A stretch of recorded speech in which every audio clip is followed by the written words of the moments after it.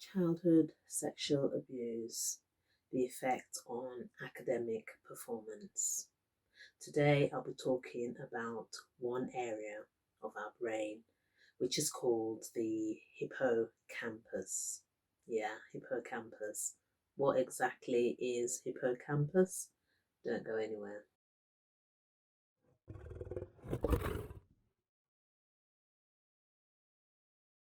Hi everyone, I am Toyin Okunuga. I'm the author of the best-selling book Hush to Roar. Hush to Roar is my memoir. It's a story of love, childhood trauma, but most importantly, my recovery. Hush to Roar was a new release, number one new release in 4 different categories in October 2020. I poured my heart out in that book, and it was extremely therapeutic, but most importantly, cathartic. And it has been so much the main, should I say, healing, almost completion to my healing process. I never really say I've fully healed, but the healing has been profound since I've written that book. So today I will be talking about the effect that sexual abuse has on academic performance.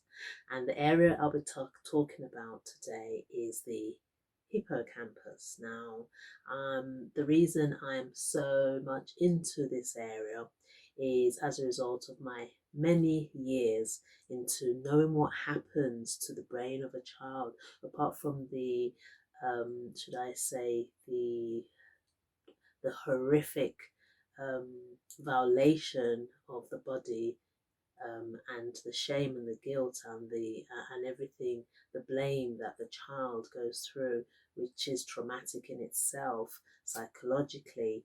There are physical aspects, and scientists and many researchers have actually seen that there are damaged brain structures that actually occur when a child has been abused. It could be domestic, it could be anything, but I am today talking about the sexual abuse aspect.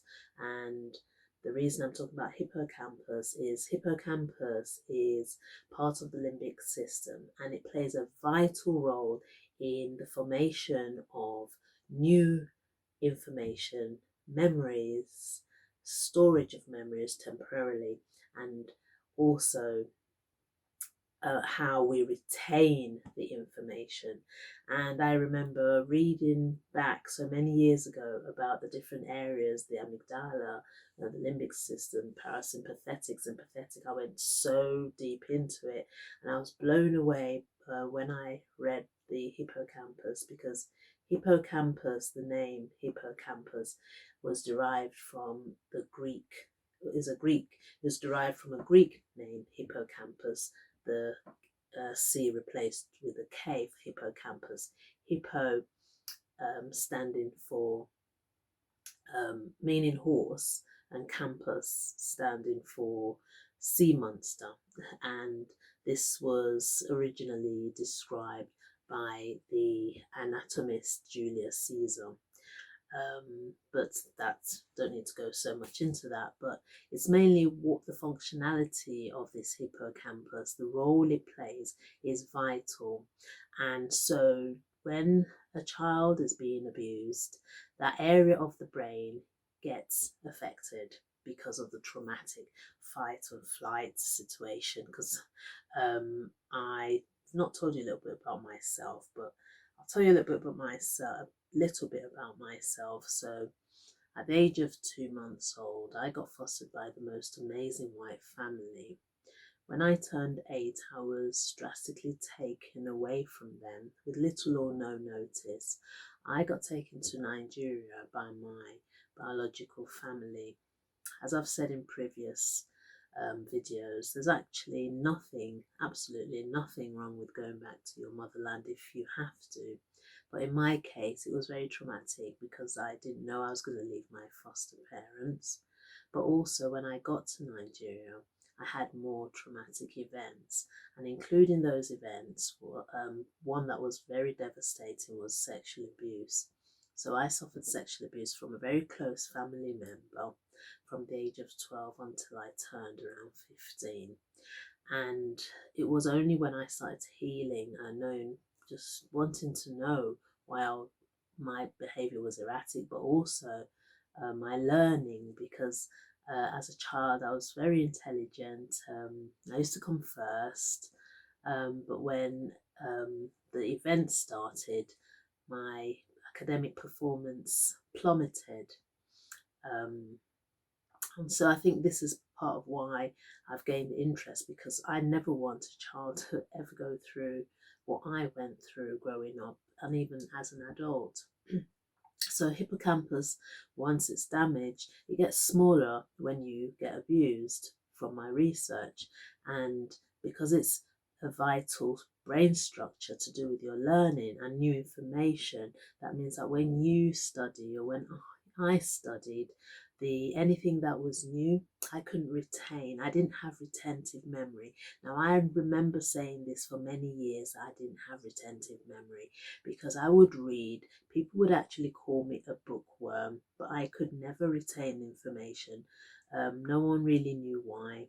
I never said all my traumatic events. I actually didn't know it had any bearing on my academic performance. But now I believe, if we have any chance of making this world a better place for children who are being abused, a survivor like myself and other brilliant people who are coming out are the ones that can give us the best guidance for us to make sure that this is eradicated, full stop, because of the devastating long-term effects.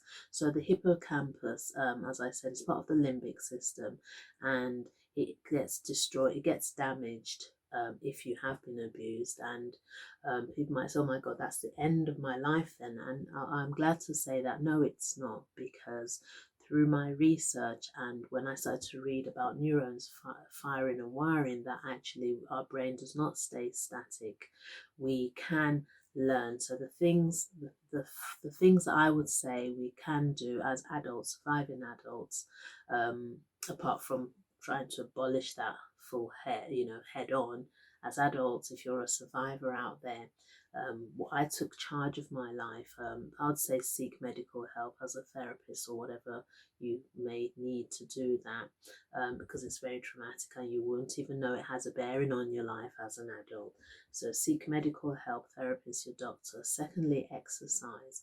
I was doing exercise, but I wasn't getting very far. But then I took charge of my life in terms of my weight. So I lost weight, and I started doing different exercises like yoga, tai chi, and Pilates.